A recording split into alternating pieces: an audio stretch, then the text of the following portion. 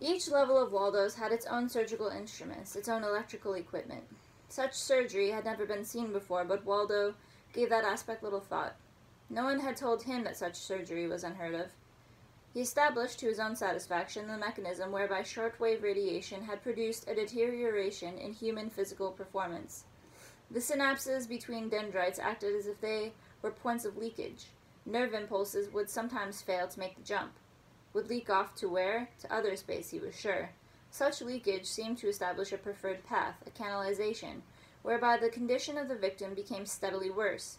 Motor action was not lost entirely, as both paths were still available, but efficiency was lost. It reminded him of a metallic electrical circuit with a partial ground. An unfortunate cat, which had become dead undergoing the experimentation, had supplied him with much of his data. The kitten had been born and raised free from exposure to power radiation. He subjected it to heavy exposure and saw it acquire a myasthenia, nearly as complete as his own, while studying in minute detail what actually went on in its nerve tissues. He felt quite sentimental about it when it died. Yet, if Graham Schneider were right, human beings need not be damaged by radiation.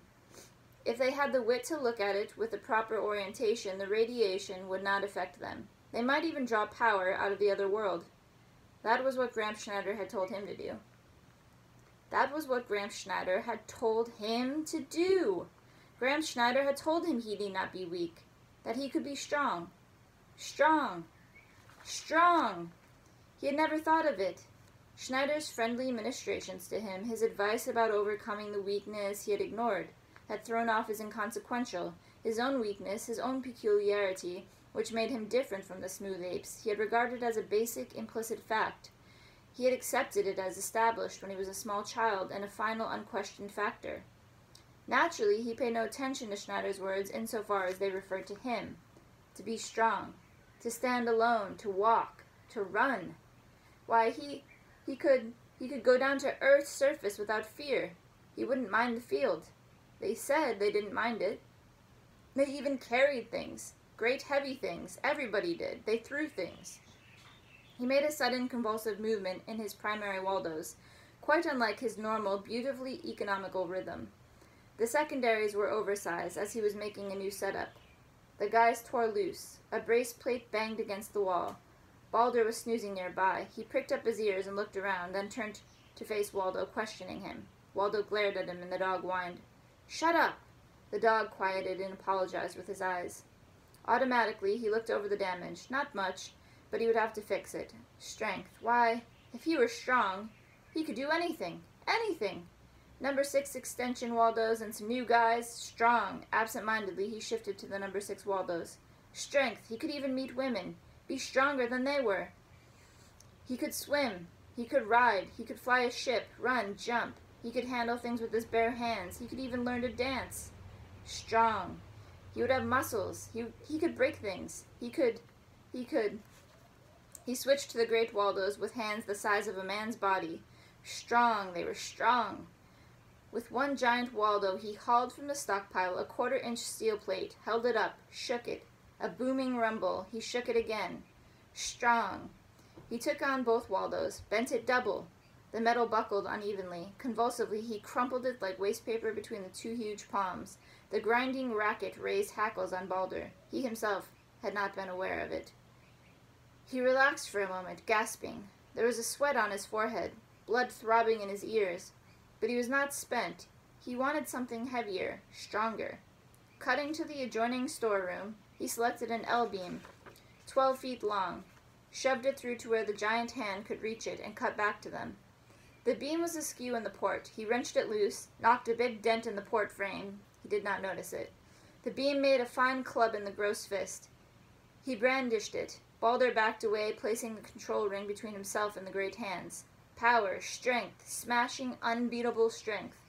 With a spastic jerk, he checked his swing just before the beam touched the wall. No! He grabbed the other end of the club with the left Waldo and tried to bend it. The big Waldos were built for heavy work, but the beam was built to resist. He strained inside the primary, strove to force the great fist to do his will. A warning light flashed on his control board. Blindly, he kicked in the emergency overload and persisted. The hum of the Waldos and the rasp of his own breath were drowned out by the harsh scrape of metal on metal as the beam began to give away. Exulting, he bore down harder in the primaries. The beam was bending double when the Waldos blew out. The right-hand tractors let go first. The fist flung open. The left fist, relieved of the strain, threw the steel from it. It tore its way through the thin bulkhead, making a ragged hole, crashed and clanged in the room beyond. But the giant Waldos were inanimate junk. He drew his soft pink hands from the Waldos and looked at them. His shoulders heaved, and racking sobs pushed up out of him. He covered his face with his hands, and the tears leaked out between his fingers. Balder whimpered and edged in closer. On the control board, a bell rang persistently. The wreckage had been cleared away, and an adequate neat patch covered the place where the L-beam had made its own exit. But the giant Waldos had not yet been replaced. Their frame was uninhabited. Waldo was busy rigging a strength tester. It had been years since he had paid any attention to the exact strength of his body. He had so little use for strength. He had concentrated on dexterity, particularly on the exact and discriminating control of his namesakes. In the selective, efficient, and accurate use of his muscles, he was second to none. He had control. He had to have. But he had had no need for strength. With the mechanical equipment at hand, it was not difficult to jerry-rig a device which would register strength of grip as pounds force on a dial. A spring-loaded scale and a yoke to act on it sufficed. He paused and looked at the contrivance. He need only take off the primary Waldos, place his bare hands on the grip, bear down, and he would know. Still, he hesitated. It felt strange to handle anything so large with his bare hand. Now, reach into the other world for power. He closed his eyes and pressed. He opened them. 14 pounds, less than he used to have. But he had not really tried yet. He tried to imagine Gramps Schneider's hands on his arm, the warm tingle, power, reach out and claim it. 14 pounds, 15, 17, 18, 20, 21. He was winning. He was winning. Both his strength and his courage failed him.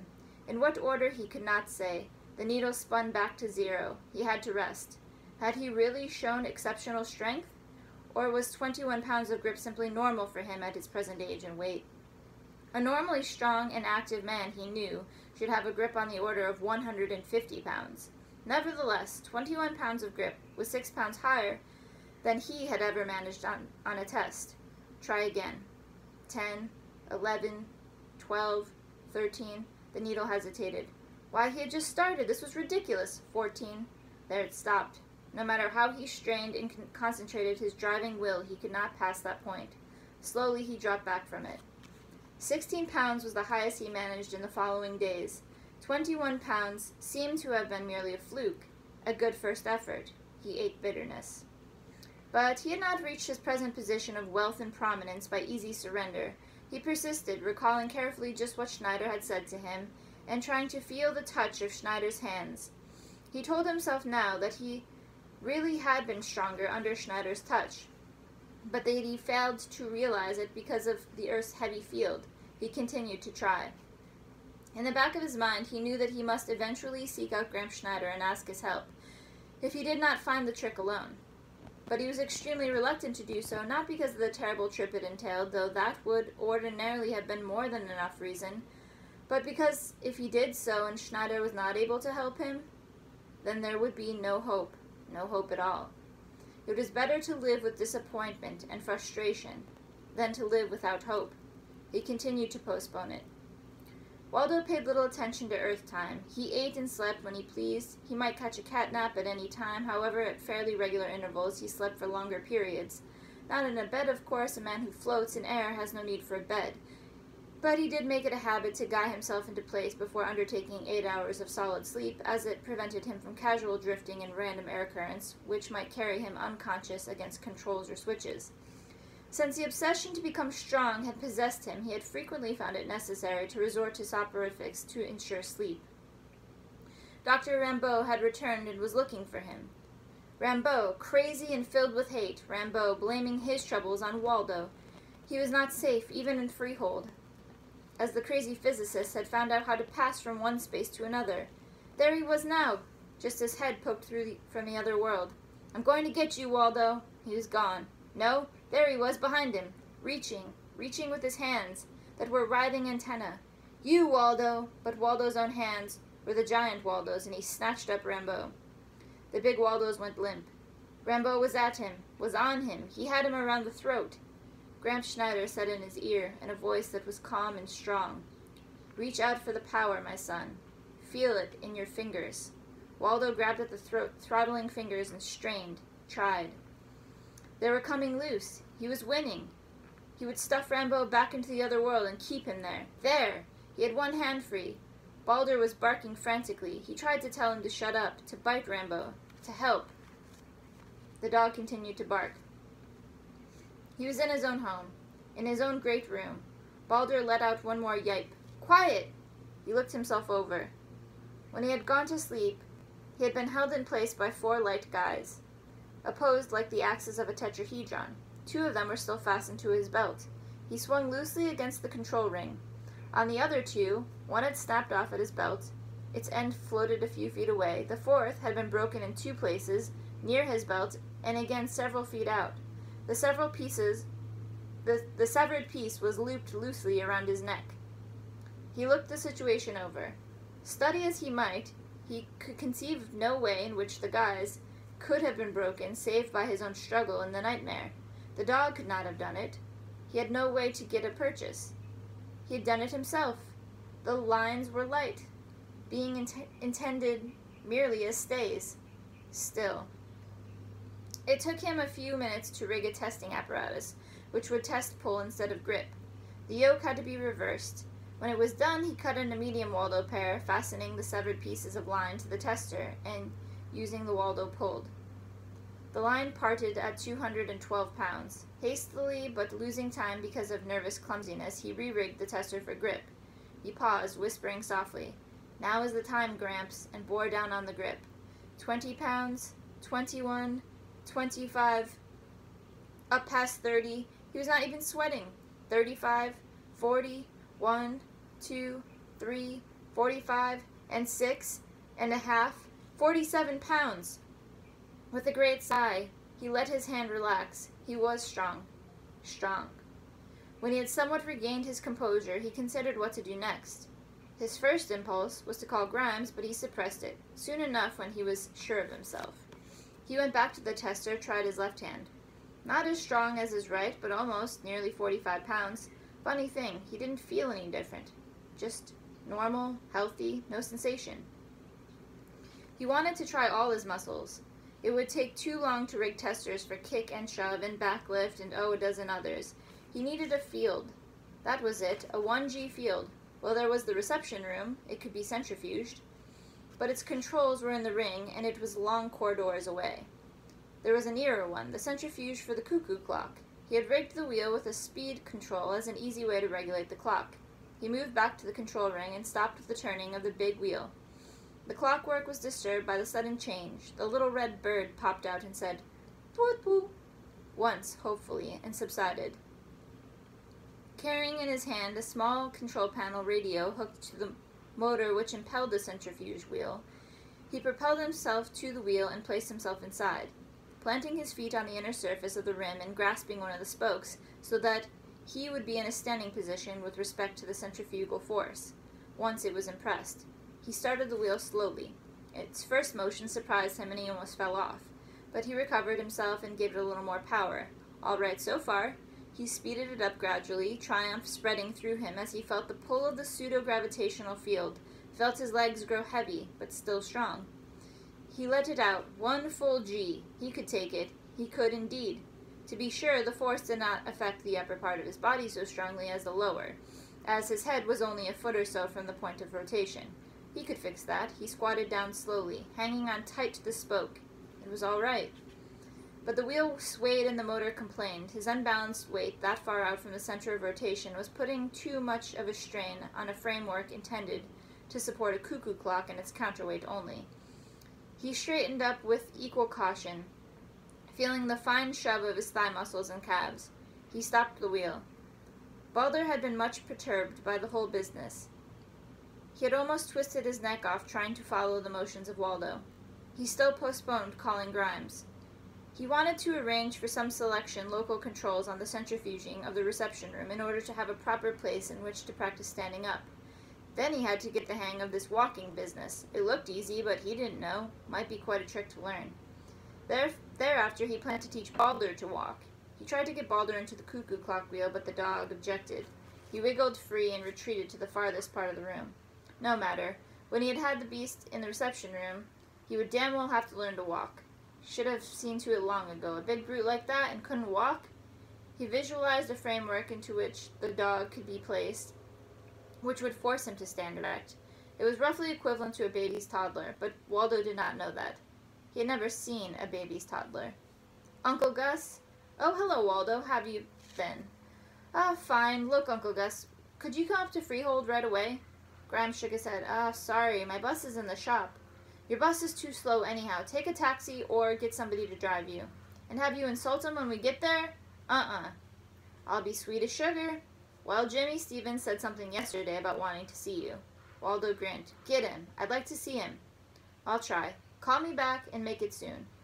Waldo met them in the reception room, which he had left uncentrifuged. As soon as they came in, he started his act. I'm glad you're here, Dr. Stevens. Could you fly me down to Earth right away? Something's come up.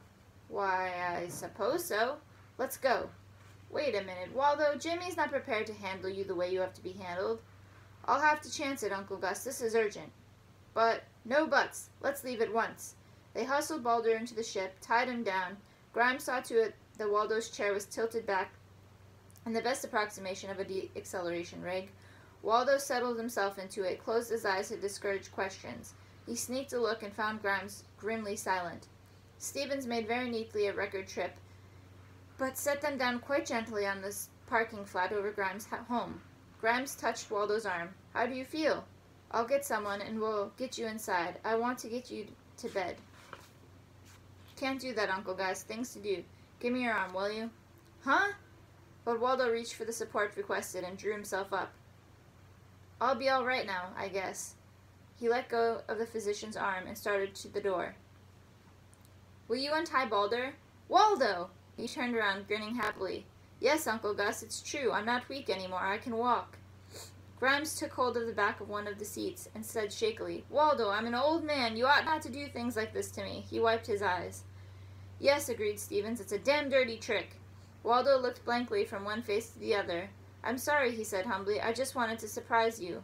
It's all right. Let's go downside and have a drink. You can tell us all about it then. All right. Come on, Balder. The dog got up and followed after his master. He had a very curious gait.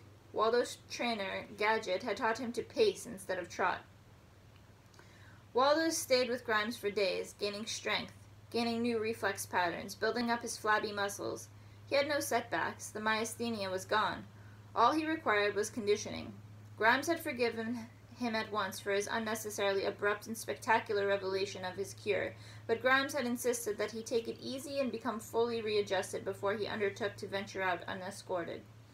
It was a wise precaution. Even simple things were hazards to him, stairs, for example. He could walk on the level, but going downstairs had to be learned. Going up was not so difficult. Stevens showed up one day, let himself in, and found Waldo alone in the living room listening to a stereo show. Hello, Mr. Jones. Oh, hello, Dr. Stevens. Waldo reached down hastily, fumbled for his shoes, zipped them on. Uncle Gus says I should wear them all the time, he explained. Everybody does. But you caught me unawares. Oh, that's no matter. You don't have to wear them in the house. Where's Doc? Gone for the day. Don't you? Really? Seems to me my nurses always wore shoes. Oh, yes, everyone does, but there's no law to make you. Then I'll wear them, but I can't say that I like them. They feel dead, like a pair of disconnected Waldos. But I want to learn how. How to wear shoes? How to act like people act. It's really quite difficult, he said seriously. Stevens felt a sudden insight. A welling of sympathy for this man with no background and with no friends. It must be odd and strange to him. He felt an impulse to confess something, which had been on his mind with respect to Waldo. You really are strong now, aren't you? Waldo grinned happily. Getting stronger every day. I gripped 200 pounds this morning, and see how much fat I've worked off? You're looking fit all right. Here's a funny thing. Ever since I met you, I've wished to high heaven that you were as strong as an ordinary man. You really did? Why? Well, I think you will admit that you used some pretty poisonous language to me one time and another.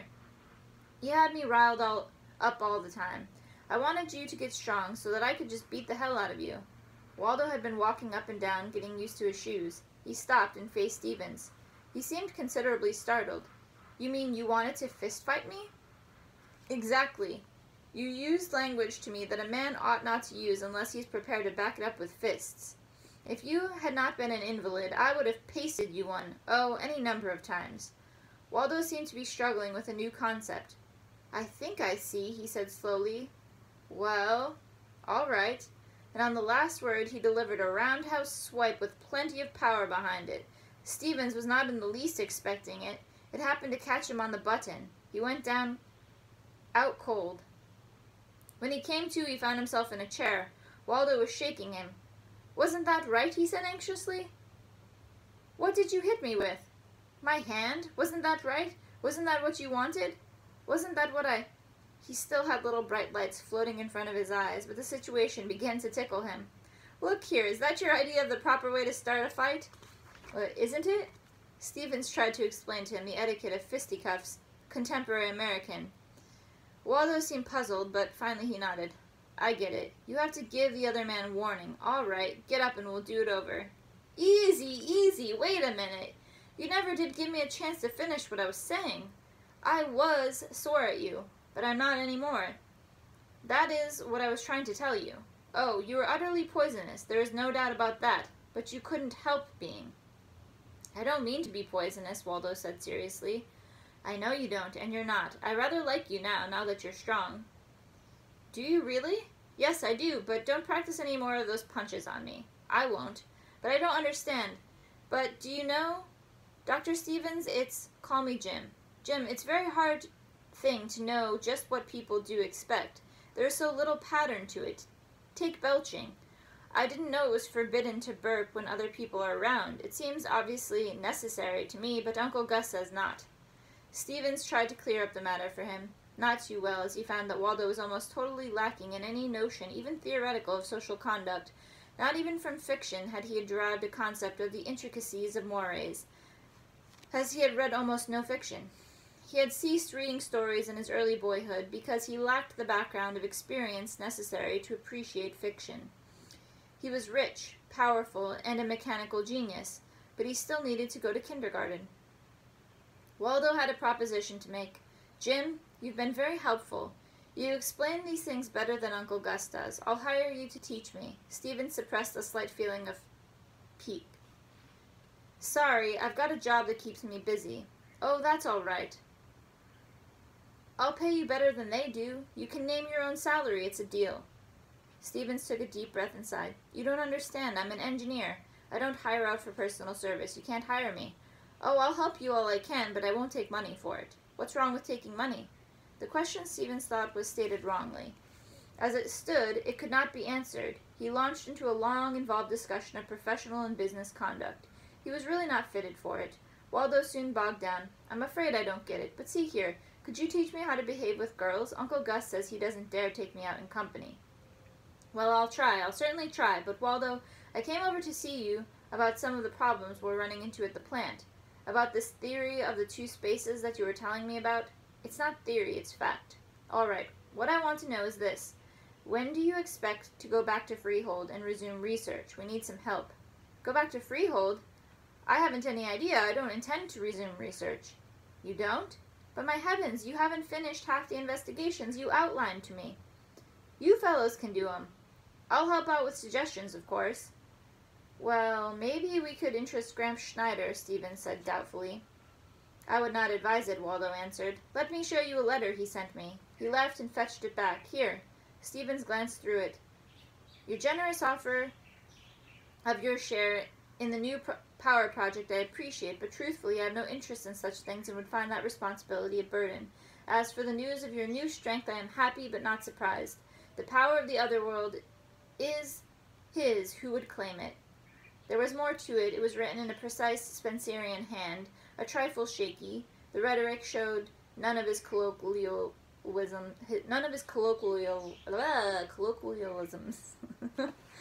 which with which Schneider spoke. I think I see what you mean. I believe, Waldo said seriously, that he regards our manipulations with gadgets as rather childish. I suppose. Tell me, what do you intend to do with yourself? Me? I don't know exactly, but I can tell you this. I'm going to have fun. I'm going to have lots of fun. I'm just beginning to find out how much fun it is to be a man. His dresser tackled the other slipper. To tell you just why I took up dancing would be a long story, he continued. I want details. Hospital calling, someone in the dressing room said. Tell him I'll be right there, fast. Suppose you come in tomorrow afternoon, he added to the woman reporter. Can you? Right. A man was shouldering his way through the little knot around him. Waldo caught his eye. Hello, Stanley. Glad to see you. Hello, Waldo. Gleason pulled some papers out from under his cape and dropped them in the dancer's lap. Brought these over myself as I wanted to see your act again. Like it? Swell. Waldo grinned and picked up the papers. Where's the dotted line? Better read them first, Gleason cautioned him. Oh, shucks, no. If it suits you, it suits me. Can I borrow your stylus? A worried little man worked his way up to them. About that recording, Waldo. We've discussed that, Waldo said flatly. I only perform before audiences. We've combined it with the Warm Springs benefit. That's different. Okay. While you're about it, take a look at this layout. It was a reduction for a 24 sheet. The Great Waldo and his troupe. With the opening date and theater left blank, but with a picture of Waldo as Harlequin, poised high in the air. Fine, Sam, fine, Waldo nodded happily. Hospital calling again? I'm ready now, Waldo answered and stood up. His dresser draped his street cape over his lean shoulders. Waldo whistled sharply. Here, Balder, come along. At the door he stopped an instant and waved. Good night, fellows. Good night, Waldo. They were all such grand guys.